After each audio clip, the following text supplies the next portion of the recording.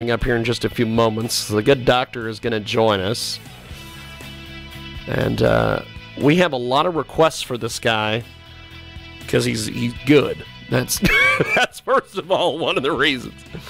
Dr. Paul Nathanson, he's got a great book out there, by the way. Spreading Misandry, the Teaching of Contempt for Men in Popular Culture. He also has Legalizing Misandry, From Public Shame to Systematic Discrimination Against Men. Also, he's got a third book, Replacing Misandry, A Revolutionary History of Men. And he's got a fourth book, Sanctifying Misandry, Goodness Ideology and the Fall of Man. Good Lord, Doctor, I barely can get up and tie my shoes in the morning. You've written 4 books. This is absolutely amazing. Actually, yes. I've written those. My co-author is Catherine Young. Yes. So we wrote those together. Fantastic. Now, you believe, as a lot of folks believe, that feminism is sort of like a religion. Or what they think is like a religion.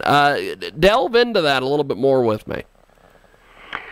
Well, my field is religious studies, and yes. I'm interested in what we call secular religion, okay. Which is a secular ideology such as feminism or Marxism or any ideology on both the left and the right. They function in many ways the way religion does. They don't mediate the sacred, but they do confer meaning and purpose and identity and all these things. So I think that feminism has become really very much like a religion in those ways. It functions as a religion, and it has its own heresies and its own doctrines and orthodoxies, and they have pilgrimages and special days. So all of these things are secular equivalents of religion, traditional forms of religion. We've got a great guest with us today.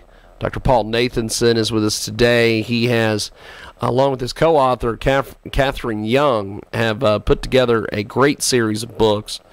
What do you make of a lot of this feminism and a lot of this just, I guess, I don't know I don't know if you'd say popular culture, but a lot of this stuff that feminism has kind of just taken over the last, I don't know, year and a half, where you have to have a certain way that you speak to people, and Halloween costumes have to be a certain way. There's all sorts of just strangeness. What do you make of all this, Doctor? Well, you're right. All the things that you mentioned have been going on for years, but they were confined largely to college campuses. And people dismissed it all as a bunch of radical students, and they were safely confined in their little ghettos, and nobody else had to worry too much about that. But it's gone mainstream, and really within the past year, especially in the past year, although even 2 or 3 years before that, Catherine and I realized that something was happening.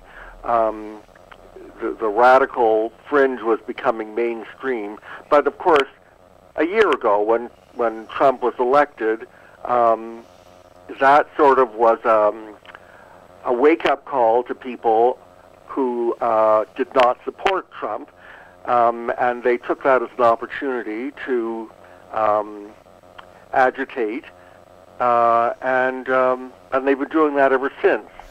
Now, I'm not saying that we should all be supporters of Trump, and look, I live in Canada. I'm not really part of any of that scene, but what does concern me is that feminism in particular, and identity politics in general, has become much more virulent than it ever was.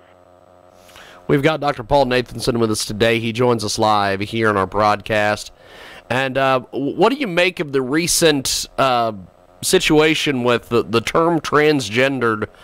Donald Trump is basically trying to just eradicate this term from society. What do you make of this as a doctor and the different areas that you have studied, and just being a world traveler and an intellectual? What do you make of all this? Well, the word transgender is not important. What's important is that there are people who, whether rightly or wrongly or for whatever reason, believe that they should be seen by society not as members of the sex that they were born into, but rather the opposite sex. And there are all sorts of combinations. Some of them believe that they are both male and female, others that they're neither male nor female, others that they're both at the same time or at different times. So there's a lot of fragmentation there, but basically they're making statements that are deeply emotional, but not necessarily with any scientific legitimacy. So, Trump's response is one response. There are other possible responses, but it has political implications. So they've jumped on the bandwagon of identity politics, which means that they claim exemption from any kind of scrutiny or questions that, including scientific ones. We've got a great guest with us today. He joins us on the telephone, Dr. Paul Nathanson. He has a great series of books that he has co-authored with Catherine Young. Take us through the writing process of co-authoring these great books, my friend. Well, Catherine and I have different academic backgrounds. She's interested in East Asian religions, especially Hinduism, and she's done work on women in India. And I'm interested in Western religions and men. So between the two of us, we had very lively discussions. But at the end of each day, it wasn't ego that won the day. It was the best idea. So we really had debates, and they were, and in fact, what we propose in another volume, which will be called Transcending Misogyny and Misandry, is we propose intersexual dialogue, and that's not just a fancy word for debate or for ranting or conversation. It's a kind of discussion in which both sides are motivated by empathy for the other. And that's the only way that real learning can take place, and learning is the only way that reconciliation can take place.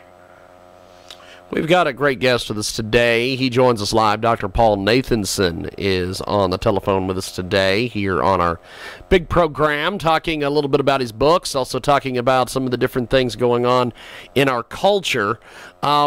Just from seeing different things on college campuses and seeing the way the internet operates and some of these different things, as we mentioned, with feminism and transgender and all these things, where do you see the culture heading, Doctor? Well, first of all, I don't have a crystal ball, and if I could foretell the future, I'd have a Nobel Prize. But to be perfectly honest, I'm not optimistic. At the moment, I see things sliding into increasing fragmentation and chaos. As many people have pointed out, there's so much polarization now, and hatred coming out of the closet in every corner, that the situation is becoming psychologically very much like the situation before the Civil War. It's a very dangerous situation. Yes, very much so. We have got Dr. Paul Nathanson joining us today on the telephone. He is a fantastic author. He's co-authored a series of books with Catherine R. Young, and one of the great books that a lot of folks tell us that they're picking up is Spreading Misandry, and he joins us today here on our program. Before we let you go, my friend, when is the next series of books coming out? Oh, I don't know. It could be in a year or two. It takes a long time to produce each one, let me tell you. Well, I'll tell you, I mean, so far we've spent 30 years on these 4, so. You've put a lot of research. You've done all sorts of things. It is definitely a great series of books, and I appreciate you once again making time for us today. Thanks for coming on our program, my friend. Thank you very much. Definitely. There goes Dr. Paul